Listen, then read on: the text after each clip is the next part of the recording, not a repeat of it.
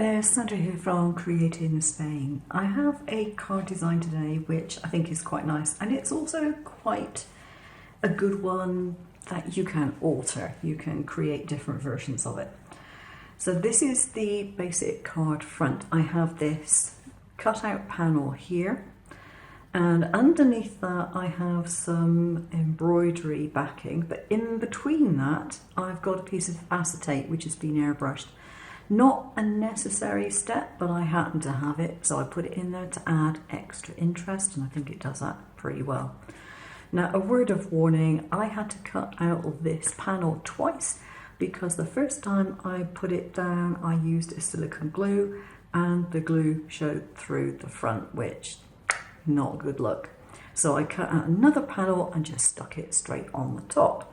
And now I'm using my anti-wrinkle glue to do that, to make sure that I don't get the same problem again.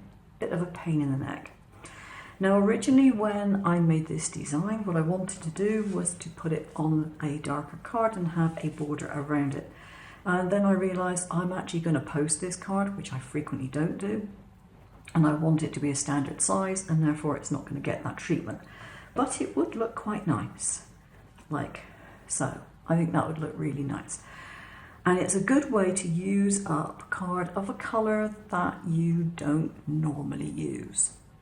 Now, because I decided that I will keep this card base for another version of it, I cut a card base of the correct size so that this will fit directly on top of here.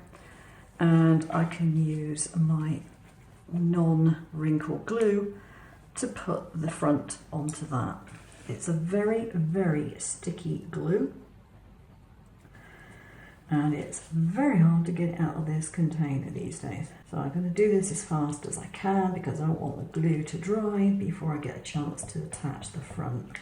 Because this is the same size, I should theoretically be able to just slide it up to the edge and it be in the right place. It is ever so slightly off, but not enough off for me to worry about it. The reason for that is because the card that I'm using as a base is the American 8.5 by 11, which is a bit of a pain.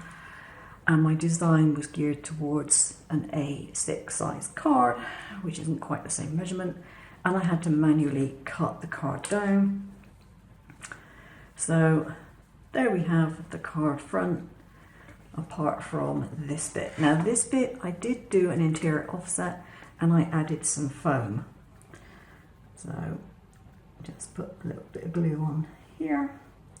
I decided to add a foam layer just to add some extra depth, and I cut the foam out to the same shape rather than putting little bits of foam, double-sided tape, all over the back, which would have taken me longer.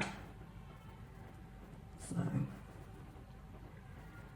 that was the logic for that particular cut. I'm really going to have to get myself a new nozzle for this one, I think. It's suffering badly. Now I did make a little bow as well. I've got a bit of Caesar HTV here, and it's a really pretty sort of borealis effect. Not tried putting it onto an item which is already cut out before, so this will be interesting. I've got my little iron here on the maximum temperature, and I'm just going to fold that into there. This is peeling off the normal layer, and that is stuck onto there pretty well, and all I've got to do is trim around it, which is not a complicated shape. It shouldn't be too difficult to do with a pair of scissors. Not too bad. Let's try from the back.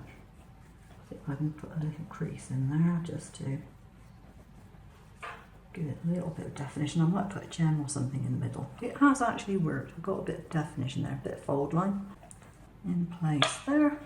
And just have a look, see if I've got any gems that I fancy putting on.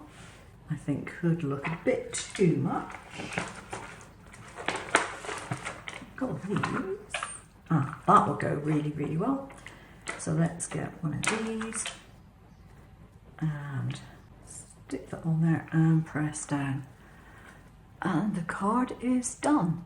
Hope you like that. I will see you again later. Don't forget the file is linked to the Dropbox down below. You don't have to have Dropbox to get the file, and it's free. I'll see you again soon. Take care now.